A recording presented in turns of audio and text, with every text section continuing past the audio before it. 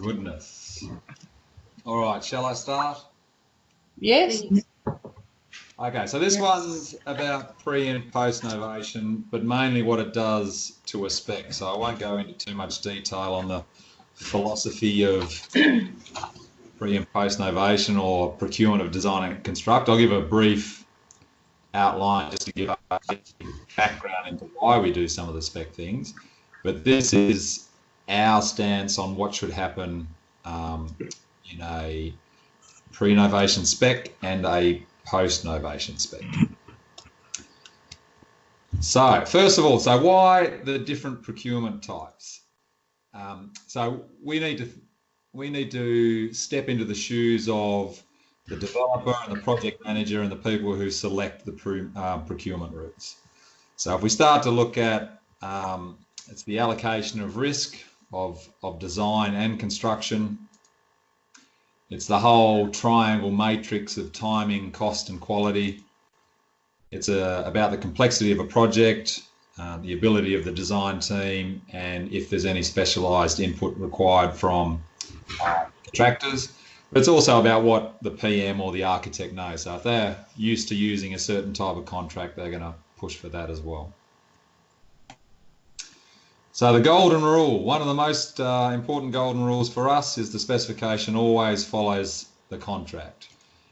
And that's in many forms and ways. So if the contract talks about passing on the risks to the contractor, then, which is what a D&C contract would do, then the specification needs to follow that. And as Jeff has presented before, that also affects our level of detail. It also, as you know, affects the terminology. If it's, between a principal or client or contractor, head contractor, these are the things that we need to align to. But also the quality control and the processes, whether, we review or whether we approve and so forth. All of this is affected from the selection of the contract. So with a design and construct, which is the procurement, which incorporates a novation process. So a design and construct contract requires the principal and the architect to develop a set of documents, which is called the principal's project requirements, and that incorporates the specification as well. The specification forms part of that, as does the drawings, schedules, whatever else. So it defines the buy, so the contractor knows what they're pricing. So if they're pricing something which is at 70% complete in terms of documentation, or if it defines the buy in terms of they have to take the risk, then they'll price for that as well. But the contractor takes sole responsibility of the site and completing the design. You'll notice in Australia that sometimes they mention that it's a D&C to 70% complete or 30% complete. That's referring to documentation. So normally the design intent is 100% there, but the levels of documentation can vary from project to project, which would also affect our spec. And then another important thing to remember is that a design team may or may not be novated. So there's plenty of instances where we prepare the performance spec and then we get novated with the architect. There's also plenty of instances where we jump on with the architect after novation. They may have done something else pre-novation, or we don't get novated across at all. So to explain this process as simply as possible, I wanted to look at the process of a project. So this is my interpretation of the stages that the developer will go through, or the stages of designing and constructing a project. So from concepts, design development, and then you get specialist input to help through the design development stage, tender docs, contract docs, things will get manufactured, and then there'll be the installation on site to complete the project. So in a traditional procurement route, a lot of the work is done up front. So they've got the specialist input, they've coordinated with all the other engineers and consultants they've gone to specialist input from manufacturers and so forth. They've developed the tender docs. The contractor's tendered, then they've finalised with the construction or contract docs. And that red line is when the contractor comes on board. That's where they sign the contract on, they manufacture all the elements, and then they build it. If you look at a D&C, it's the same. The project has the same evolution and the same design process, but the contractor gets involved a lot earlier. So through concepts and the design development, the architect or the design team would be working through with the developer or the client, whatever you want to call them.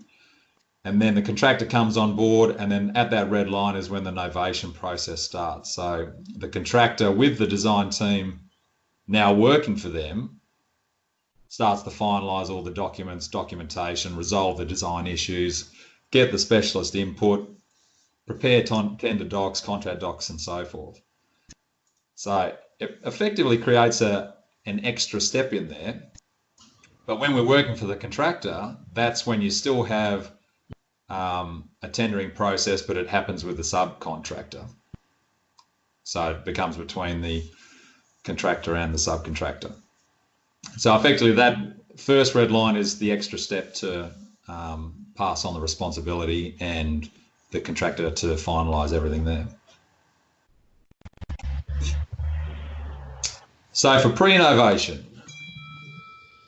you've got the an agreement or a contract between the developer and the contractor. So the design team, as I said, is under the developer and working for them in their best interest to design a wonderful building. They develop a single performance specification, which is descriptive, and it defines a buy. So the specification is not to be built from, which is probably our point of difference in the market, actually, because even NatSpec and a lot of architects have a fairly simplistic view that all specifications are to be built from, which, you know, as our golden rule, not every contract is to be built from. So we have a different approach there, which once we get our clients on board, they tend to agree with that and they see how it protects them better.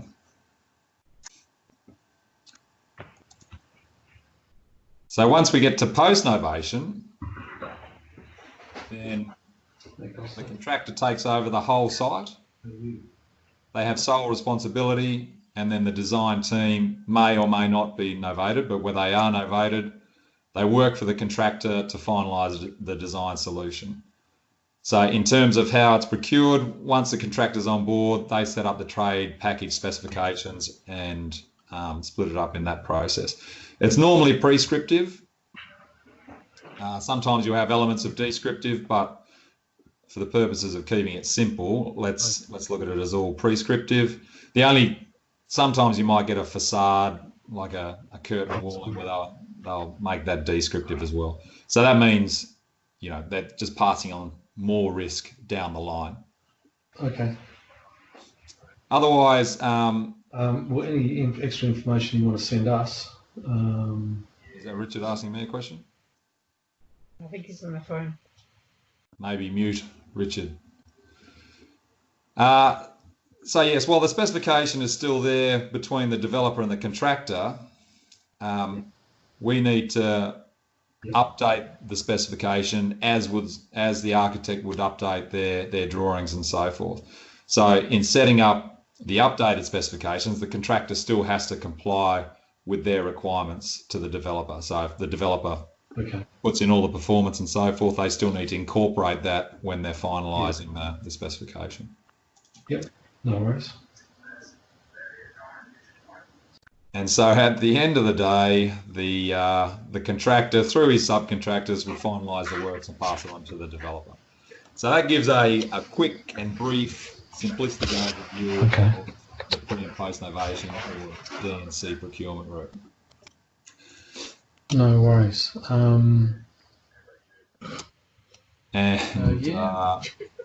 Richard, there was why also don't you mute? The fee prop that we put in. Yeah. Shall I continue? please. Okay, lovely. Okay, so let's jump onto the specification. And so the differences in the specification. So a pre-novation spec, as I mentioned, is a performance specification, part of the principal's project requirements. It's descriptive.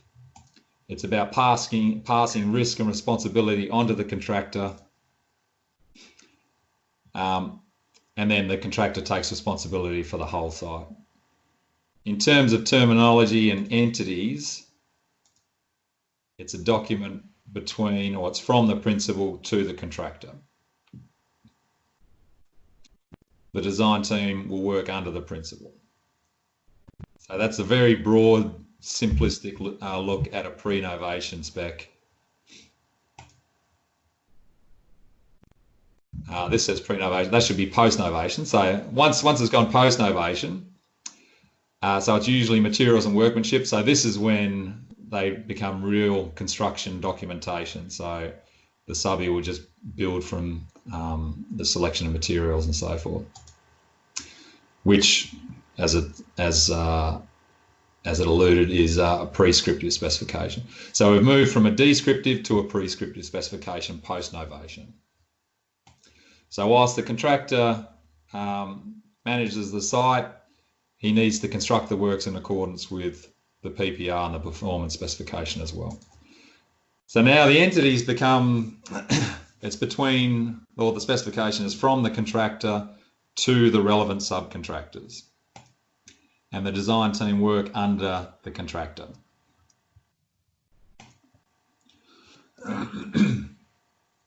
So the current situation, I think D&C adds a bit of complexity because, you know, the architect wants to make sure that the design is as they intended. They've built a relationship with the principal, so it becomes a bit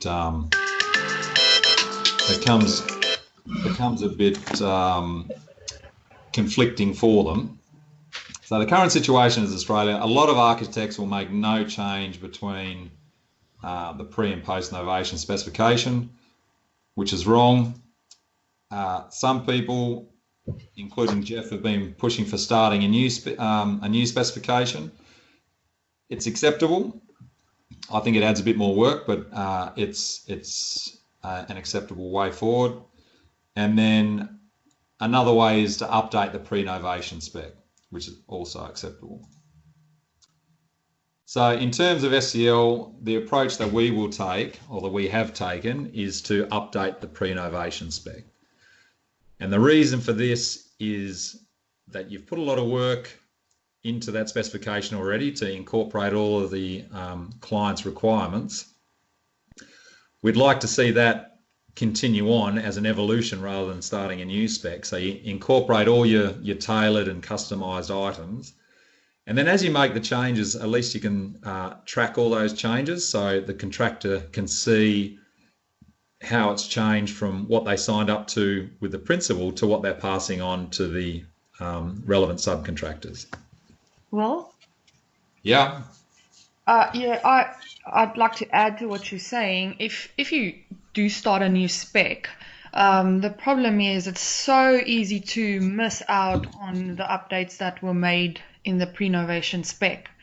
So that's why I also prefer the way that you're saying you just update the pre-novation spec, because it's just you're bound to miss out on stuff that, you know, if you put it in track changes view and you start a new spec and you try and incorporate everything that was done in the pre-novation spec, it's quite risky, I think, especially under pressure and there's like a lot going on.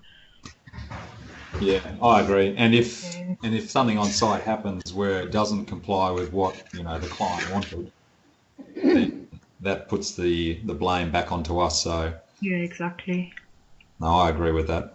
I mean, there is work involved in updating the performance spec, but I think that's the less risky way. Yeah.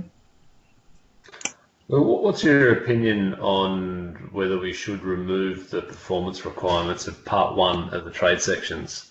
Because I know that in previous examples, I've gone to update the post-novation spec, and the architect has said, no, just leave the performance requirements in there, just as good measure. Yeah, I cover that later on in slide 412. So, Oh, okay. I'll await with bated breath. so it should Forward be to within the it. next day or so. But yeah, that is a problem, and I had the same issue as well. I deleted them all in quite a few projects, and the architect always says, no, put that back in as a backstop just in case we don't do it. So if you were Jeffrey, more of the theoretical and aspirational approach, you would say, as a purist, you must delete it. Mm-hmm. But I think if you're more like a John who's on the ground and knows, what actually happens on site, then you'd probably say to leave it in. Yep. So Okay. I'm going to say leave it to the baseline team, but at this point in time, yeah, I think we'll leave it in. Yeah, sure. All right, so terminology. So some people get a little bit confused, or it is a little bit confusing in platform because our predefines are, in brackets, principal. So you think, okay, well, who's the principal this time? Well, the principal's still the principal, but what it's actually saying is principal is who the document is from, and contractor is who the document is to. So in a pre-novation or a performance-based specification, it's from the principal to the contractor. Once it goes to post-novation, it becomes from the contractor to the relevant subcontractors. So whether we get that changed in platform or if everyone can just get their head around it, that, in brackets, principal just actually means who is it from, and in brackets, contractor just actually means who's it directed at. Will, so for now, like we are the ones working on it, we just leave the principal under the beneficiary. That's the only thing. The rest becomes contractor. Yeah, that's right. Yeah, that's the only thing that doesn't change. So we'll maybe we should. I think I've put a note in that in the baseline. But yeah, that's right, Joan. Okay, so that is terminology. And then if we go to a couple of examples, so the best way that I can explain this, the most of the changes happen in the general requirements. And I think everyone should, read the general requirements and see what its purpose is and what they're actually asking people. So when you start to read it, if you think about, who it's from, who it's to, what's actually going to happen, you can start to see that it quite obviously doesn't make sense in what they're asking in a pre-novation spec obviously doesn't make sense to a post-novation spec to a subcontractor. So in the general requirements, the specification format completely changes. So here I'm showing what is deleted from once we get into a post-novation spec. So this is from Bates Mart 1 Denison Street, and it's for the post-novation spec. So what we've deleted is, the specification is no longer descriptive. It's not about showing the visual intent to the contractor. So the contractor is not going to complete the detailed design or anything anymore. So we delete that. Now the specification is more about prescriptive. So it's a materials and workmanship, reflecting the design solution. So it's a completed solution. In terminology, there are quite a few changes, and I'd encourage everyone to look at the examples I provide later of the projects just to see what is deleted. So indicative 2 is not relevant anymore because you should be nominating outright what the products and materials are, whereas indicative 2 is what we use in a performance spec, to lead the contractor down the path. Another example is under the work section. So you can see in the performance spec, it's asking the contractor to take responsibility for the contractor design parts of the works. That's no longer relevant anymore because it's supposed to be a resolved solution. So previously it was asking to complete the detailed design, maintaining function, blah, blah, blah. whereas now we're just talking about satisfy all material and workmanship standards. So to comply with Australian standards of the BCA, but we'll tell you exactly what materials and systems to use. So we've deleted in that point 2 down the bottom. We're not talking about visual intent or performance requirements and so much anymore. We're not asking the contractor to warrant the system. We're saying the system will work, you just go and build it in a post-novation spec. So we've got, which brings me back to Nick's point, there's performance requirements in the general requirements section and each trade section. We've started to, about a year ago, we started to leave in some of the performance requirements in the general requirements section, and that was led by a lot of architects saying, no, leave it in as a backstop. I don't think there's any harm in leaving it in, but I think the designer needs to be made very aware that their systems that they nominate and select still must comply with all the performance requirements. So whilst they might use this as a backstop, if it fails, the risk and responsibility is still on the architect working for the contractor. So there is a little bit of difference in the performance requirements though. We, for a post-novation spec, we take out a lot of the, broad message performance requirements about taking control of the whole site or finalising design or those sorts of bits and pieces, but we've left in quite a lot of the simple, structural generally to comply with AS 1170.2, all that sort of stuff. So anything here that just doesn't make sense to send to a subcontractor, like finalising the design or taking responsibility for the whole of site, then that's got no place in a post-novation spec. So we remove that sort of stuff. Still in the general requirements, if we look at quality control, I mean, we've got in a performance spec, we've got 3 or 4 pages of what the contractor must do. So this talks about when the contractor takes responsibility for the whole site, they are to set up a quality control manual and process and make sure that everyone follows it on site. They're to be ISO 9001 certified, and it must be in accordance with that. You're not going to ask every subcontractor to do that. So when a poor painter comes on site, they're not going to have to, or they're not going to take possession of the whole site for one. They're not going to set up a comprehensive quality management manual because there's already one for site. So once it's post-novation, we just need to tell the subcontractors that they have to comply with the quality control plan, which is already established for the site. Again, a couple of other examples. A dilapidation report. I mean, you're going to have probably 30 or 40 subcontractors coming on site. You're not going to ask 30 or 40 different people to take photos of the whole building as it is, to do a report on any damages and so forth. So that's, just doesn't make common sense. So we take that out.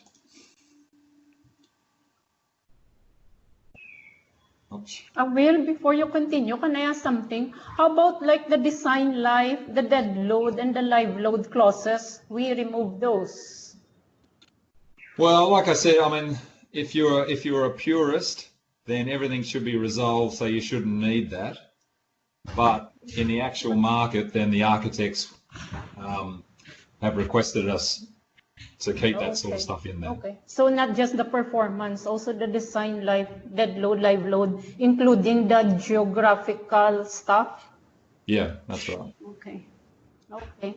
Like I said, I don't think it causes any harm, but the architect still needs to be aware that the risk is on them. So you can try and scare the subcontractors into these other performance requirements, but it must be resolved before it gets to them anyway. Okay. All right, so I've just got one example of the trade section, and that's just a basic, okay, it's not descriptive anymore, it's prescriptive. In a descriptive or a performance spec, then you're asking the contractor to be responsible for the, for the whole detailed design and coordinating all interfaces and adjoining. Whereas for a post-novation spec, there's no, you're not asking them to finalise the detailed design. There might be shop drawings, but that's not finalising the design. All we're asking is that interfaces are fully coordinated. So yes, in terms of I didn't show a picture of it actually, Nick, but in terms of the performance requirements in part 1 of every trade section, when I've been doing it now, I follow the same rules as the general requirements. So if it's got clauses that don't make sense to a subcontractor, such as finalise the design or take control of the whole site, I take those clauses out. Yep. So there's a couple of clauses like that in like curtain walling or windows and that sort of stuff. But when it talks about, you know, the cladding is to comply with the wind loading requirements of AS whatever, then that's the sort of backup clauses which I think we can leave in. They don't cause any harm. But I'd like to leave that to the baseline team just to have a discussion on what we should do there. Yeah, okay. All right, so in summary, the spec must align to the contract. So there are in a D&C with a post-novation, there are, you know, 2 types of contracts. So the first contract is a performance type contract. The second one is the materials and workmanship. So 2 different contracts, 2 different specs. So think about the procurement and entities. As an example, would a subcontractor really take control of the whole site? Just read the words, and if it doesn't make sense, or if you know that moment's already passed, then we need to update those clauses. So the contractor will finalise the detailed design, or the design team working under the contractor will do that, but they must also comply with the PPR and the performance spec. So as Monique says, a lot less risky to update the performance spec. So the design team's client changes through the novation process, which causes a little bit of conflict and issue. I know in the UK, and they've started to do that in Australia as well, that they leave a design team behind on the client side. So when the contractor's design team makes changes and finalises the design, they have to send it back to the principal's design team for sign-off. And that's sign-off to say, yep, it's in compliance with our design intent and performance requirements. But mainly in Australia, it's just too bad. The architects just go from the client to the contractor, which is why the performance spec is so important, not to give the contractor too much wriggle room. So we try and lock them in and lead them down a direction in terms of the quality of the building, the design intent. So it still needs to look and perform to an acceptable level. And then, as I mentioned, the example, I'll send out some more examples as well of different contract types. So we've got some GC21 contracts as well and some other ones, but if you ever need an example, then Bates Mart 1 Denison Street has the performance spec and a post-novation spec. All right, that's it from me, under 30 minutes. Any questions? I have the starters, I have a point to raise and then a question. The point to raise is when you update the spec from descriptive to prescriptive, I think we need to speak with Lars or Chuck, the platform guys, about under 1.2 in the general requirements, the work section categories, where it outlines all of the trade sections. Yeah. It still has the original procurement. D. It's either D or P. Yeah. And so we can't manually update that. So can we maybe we need to put in a request to Lars or Chuck to make that editable? Yeah, okay. Well, you're supposed to be talking to Chuck soon, aren't you? Supposed to be, yeah. Because I had a go at him for not getting back to us, so now he's having a go at you. Yeah, okay. And then, secondly, a lot of the architects always say to me post-novation that they lose control they're now working for the contractor. So that alternate the procedure that we have in general requirements that for the level of documentation that the contractor needs to provide when they're submitting alternatives, they say that goes out the window, and basically because we're now working for the contractor, they're just substituting everything out for cheaper alternatives. Any advice on how we can provide to the architect to assist them in that process? Yeah, I think I've had that chat a lot of times with other architects as well. I mean, you can have the most perfect and legally binding set of documents in the world, but if the contractor's going to be, or if the architect's going to be a bit spineless and pushed around, then there's nothing we can really do there. I mean, all I would do is to try and coax the architect into telling the contractor to say, look, here's clause 3.2 of the specification, which forms part of your contractual obligations. This is the process to review alternatives, and we won't look at them until you provide all the information that you said you would. But yeah, I know they push them on time frame or whatever else, but I think I've seen that if an architect sort of stands up to them right from the start, then that lets the contractor know that they're not going to get away with, you know, silly shortcuts and bullying techniques, that they have to follow the process properly.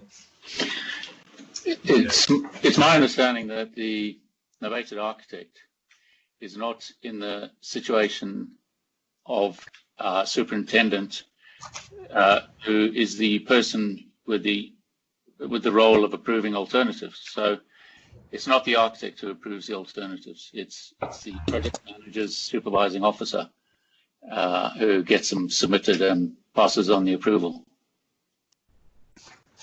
Yeah, I mean, the superintendent can be anyone, but yeah, you're right. Normally the contractor would nominate somebody within their own camp to work in their best interests.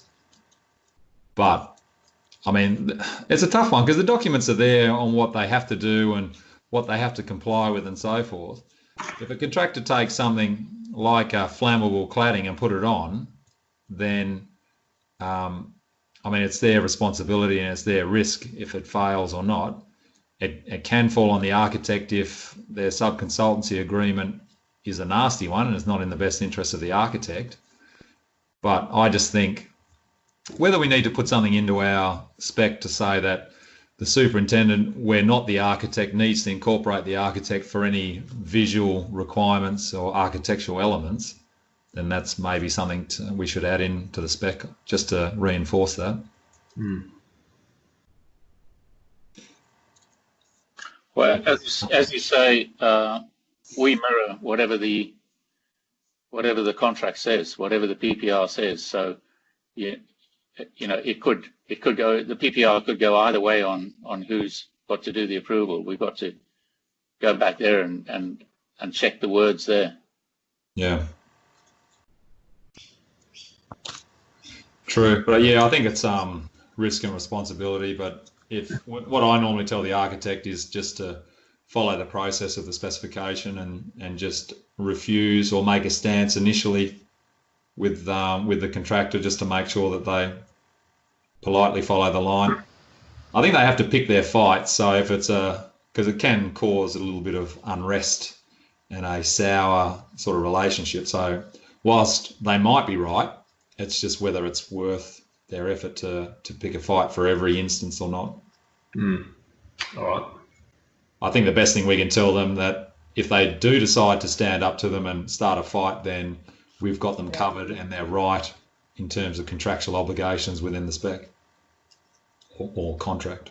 Yeah, okay. Cool. In the contract, the architect doesn't have a role. When an architect's been novated, he has no nominated role in the contract between the developer and the contractor. There's no mention of the architect. Unless they're nominated as a superintendent. Unless they're working for the developer to approve the quality submissions, yes. But normally they're not the Architect. superintendent. Normally the project manager is the superintendent in a post-novation contract. Well, the superintendent can be anyone, and it can change from person to person as and how required to deliver the works and so forth. There's a mechanism in place for that. Yeah. But I don't think the term architect is in many contracts, apart from maybe the ABIC, small works, minor works, major works. I mean, what I'm hearing all the time, which I think is what happens, is the architects are saying we're not the superintendent, which is correct. Yeah, they're not. Yeah. In post-novation work. So that's why I'm wondering whether we need a clause in there to incorporate who the architect is on any design-related matters. Well, some of them want that. They still want that control. They still want to be able to sign off, even though probably they can't. Yeah, I mean, that's up to the contract then, isn't it? Rather than the spec. Yeah. How'd you go with that telephone conversation earlier, Richard? Sorry, I thought my mic was on mute, so apologies for that. No, it was good. It was informative. Richard, just on that point where you said, the architect wants a bit more control. I've done a few projects where I've actually mentioned to them about creating a schedule of what's relevant to them and have that conversation with whoever the superintendent is, or whether it's a project manager or whoever, to make sure that that sort of those tasks are delegated to the architect, and quite often it's been fairly successful. Is that not the submittal schedule? Does the same job? Yeah. So if you tell them if you sort of do a watered down submittal schedule, because they might not want to see every single joint or whatever it is, but they want to see key architectural elements. They put it down as a list and then send it to the PM, and that often gets included into the ITPs, and they get to inspect or approve whatever that's relevant to them. Yeah, sure. I think the best case would be if the architect can influence the project manager or the contractor to update the contract. That's the spot where you'd want to say the superintendent shall include also the architect for any quality control items. But 95% of the time they won't have any access to that. So secondary system is to do something in the spec, but that's not a foolproof solution either. Mm. The other thing I've lost track of these days is the number of architects who've said, you say, what contract are you working under? And they say, we're not even allowed to see the contract. Yeah. Which is outrageous. Yeah, it's crazy. More bullies. Yeah. All right, so not everything to be resolved in a quick session, but just a quick overview. Sorry, John. Two things. One, at the moment, I'm working on a job where BVN designed the school. It went out for a D&C contract to a team now, plus architects have come back to us and say, please do a post-novation specification. So it's clear that BVN are the quality approval architects, and plus are the novated architects. So, there's clearly an architect on either side, one working for the contractor, one working for the Department of Education. Which is a much better process, isn't it? Keeps it clearer. Yeah, but BVN don't like it. It's pretty rare. Yeah. The other point I just wanted to say is that there's only a bit of a grey area in my mind. When a contractor takes on the D&C, the PPR says that the contractor has got to take the design from, say, 60% E to 100% CD, so contract ready. And at that stage, the contractor the contractor takes over the drawings and completes the drawings. And then at that stage, there's an approval process. So the contractor takes back the drawings to the developer and says, there is this 100%. We've completed the design. please approve it. So if we are preparing a specification alongside of those drawings, it's clearly still a specification between the developer and the contractor. We're not changing it from contractor to subcontractor.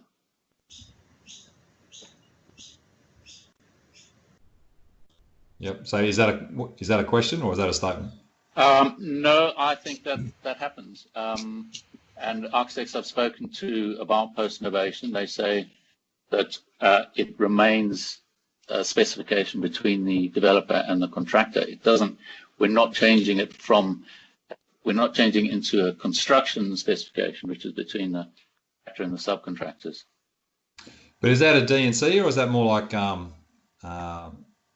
managing contractor type thing? I think it's whatever the PPR says. It's whatever the PPR says is the design role of the contractor, and it's just an intermediate approval stage before work starts on site. So I think some PPRs say it and some PPRs don't say it. Because that sounds more like construction management to me. So the contractors are not taking control of the whole site, but they're working for and on behalf of the principal to, subcontract all the works out, or I'm not sure. Yeah. Sounds like a different process though. I mean, there's managing contractor, construction management, collaborative contracts, pure D&C, ECI D&C. There's lots of different ways of doing it. Yeah. But yeah, you're right. If there isn't a novation process, but the contractor's just on a, early contractor involvement, then yeah, you're right. It stays as a performance spec. So I think that's why it's pretty critical to find out what the procurement is, why they did it, and the full details up front. Yeah. Another complication, sorry to take the time, is that when the contractor is preparing a D&C contract bid, he's already engaged his subcontractors. He's already got prices from them. He's sent them that D&C specification. And when he finally gets the contract, when he's not going to get a new price from his subcontractors, he's just going to go along with what they've already submitted based on a performance specification. So sometimes they'll require a new specification, but other times they'll just go with the specification that was already quoted on. Yeah, and sometimes they don't even use the spec. Sometimes they just say, right, you normally use Porter's paints, just give me a price, here's the building, here's the schedule. Yeah. So yeah, I mean, it's hard to control that, but if you did follow the letter of the specification and they did pass it on to a painter to say, right, within 30 days of taking control of the whole site, you had to set up a quality control manual for the construction of the whole building, then it becomes a bit of a farce and a waste of time having that document. Yeah. So they're doing that on a couple of projects now where they've already split it up themselves, the performance spec, and sent it out to everyone. So I just did track changes of a couple of trade sections and sent it out to them and the general requirements. And then now they have to go through the process of saying, oh, okay, here's a tender addendum. Can you please quote again on the proper details of the spec now? Yeah, that's what they should do. Yeah. But yeah, we have to force that sometimes because I guess a lot of contractors have their own same subbies that go from one job to the next. Yeah. And they've developed a relationship and they know exactly what is expected. But that's not an excuse not to have a spec there just in case something goes wrong or to highlight exactly what's needed. Everyone's best friends at the start of the project. Yeah, you're right. Will, can I ask something? Sure. Wait, yeah. Like whatever is in the tender holds, because like you said, it's a D&C contract, so whatever is in our specs will hold, or? So, I mean, we've had this discussion on order of precedence and so forth, which is apparently not in all the contracts, but if and when there is an order of precedence, then the contract's going to be king, so whatever is said in there will take hold.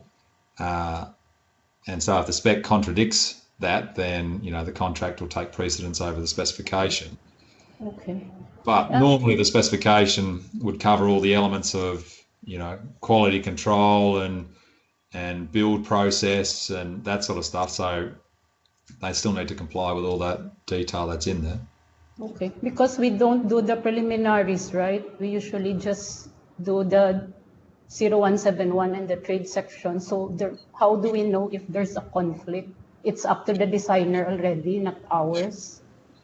Oh, well, the site prelim should cover a certain area. So that's, works outside the actual building work. So that's setting up site offices, hoarding fences, getting everything ready so you can start to build. And then the general requirements is more about aligning with all the trade sections and the process in place of, quality control. And that sort of thing. I mean the preliminaries of the contract, not the site preliminaries. Who checks whether our specs is aligned with the contract preliminaries?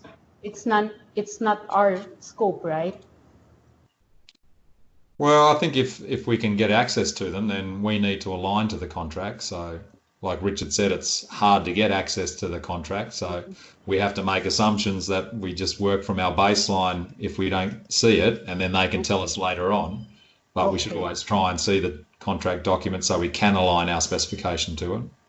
Okay. One last. Can the designer refuse to be the novated architect? Refuse to be what? Can the designer, like our client, can they refuse to be the novated architect? Yeah, they can do whatever they like. Okay. So it's just another commission. I mean, in most instances, they'd like to see the project through and keep control of it and make sure it gets built to what they want, and they get paid for it. But I mean, the normal process is the contractor would probably get a quote from quite a number of architects, and whether the cheapest wins or not. A lot of architects also, if they're quite close with the client, then part of the PPR or the contract docs will state that that architect must be novated to the contractor. So as part of the price from the contractor, they will have a nominated amount to pay for the architect for all the post-novation works. Okay, yeah. I asked that question because like if you are the architect and you want to protect your design and the materials you chose, and the contractor will cut you down. So it doesn't put you in a good position. No, I think that's the obvious flaw of a DNC, but I mean, the project's going to get built no matter what, so you've probably got more chance to influence the outcome if you're part of the process, because your name is going to be on the building or attached to the design anyway, so designed by Bate Smart or whoever it is. I think it's in their best interest, and they can influence the outcome by being novated rather than saying we're not going to touch it. Okay, yeah, okay. My question was because if we need to change our post-novated specs, like if they change a material, do we need to change the prescriptive specs that we have now? Which is what has been happening, like they would tell us, change the manufacturer, change the color, change the thickness or whatever, because that's the impact on what we do. Yeah. I mean, us as your backroom writers. Okay, get it. Okay. So I think with a full process of DNC with novation, I think we just need to look at the spec as a point in time, and there's an ongoing update. So at the performance spec, like pre-novation, when the contractor is signed on, that's just a point in time in the evolution of the spec. So you might be 70% there in the solution of the spec, but then once you get post-novation, then it still needs to keep updating and so forth. So it's just a step along the way in updating the spec. Because if it's 70% resolved, then there might be up to 30% changes post-novation to material selections, other requirements.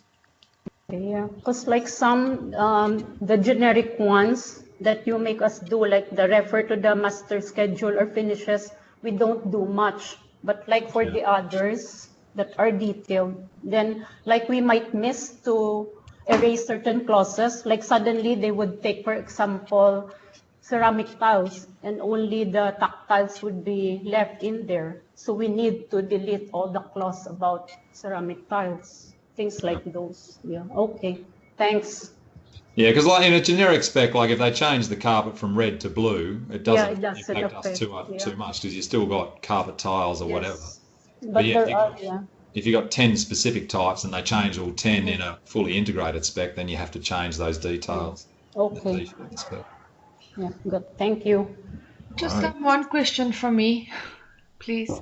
It goes back to what John was saying earlier. So I'm working on a project. It's a packaged spec, which is technically post-novation, but we've been issuing detailed design packages.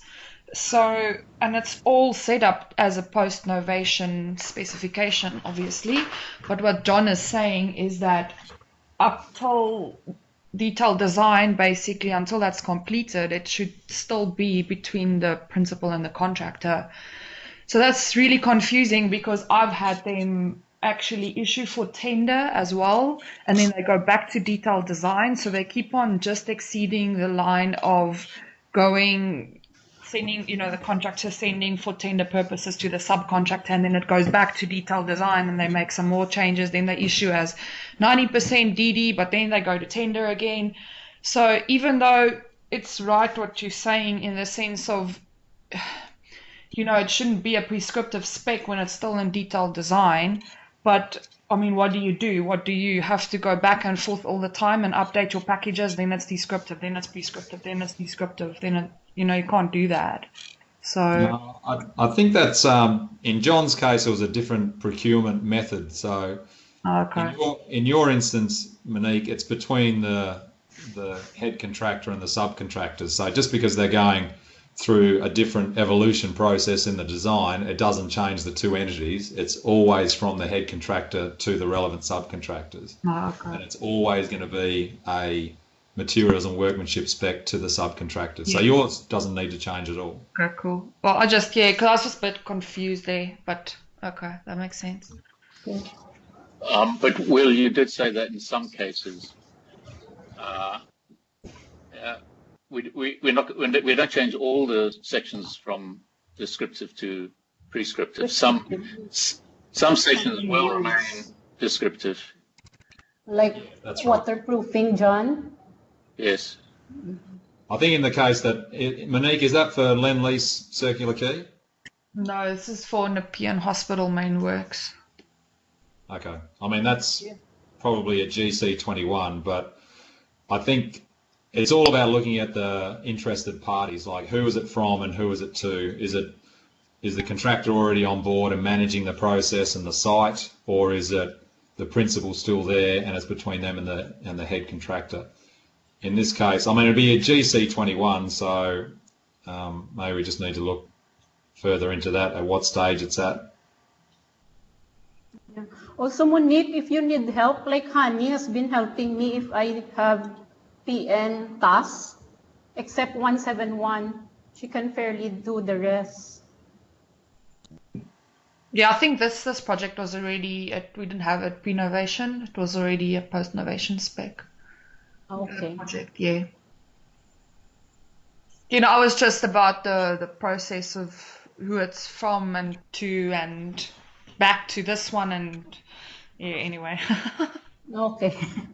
I think that phase of the project has already passed, like it's already gone from the developer or the client to the contractor. So Yes. in your instance, it's not going to go backwards and forwards. I think the contractor's already on board. Yes, that's right. And now they've taken over, so it's always going to be between them and the subcontractor. Okay, no, that's fine. All good, thanks. Righto. All right, but yeah, I think if you've got any specific examples and stuff, then feel free to come to me or any of the senior people just to talk it through. A lot of the time, it's just about talking it through and understanding who the entities are, or highlighting what we don't know and what questions we should ask the architect to find out for us, like what is the contract or subcontract or whatever. Okay.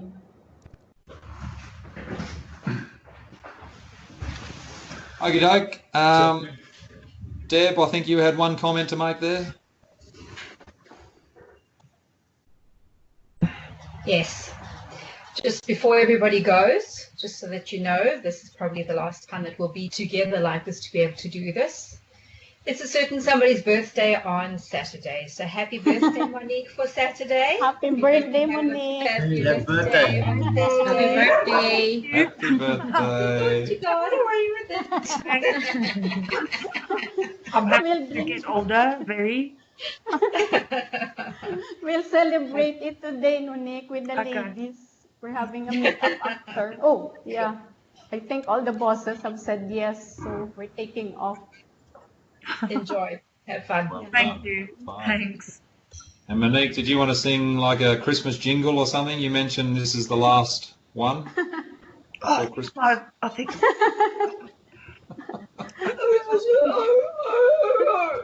Steph and Ingrid are the singers, Will. I mean, Okay. Steph is the guitar, Ingrid is the supposed to be video We've got our band, queen. don't we? Yeah. Happy birthday, Monique. Merry Christmas to everyone. yes, same to you guys, all of you. Merry Christmas. All right, guys. Thanks very much. Thank All you. right, very much. Thanks, Mel. Thank Thanks, Mel. you. Thank you, everyone. See you. Yes, no homework. Sorry for you, Nick. Thank you.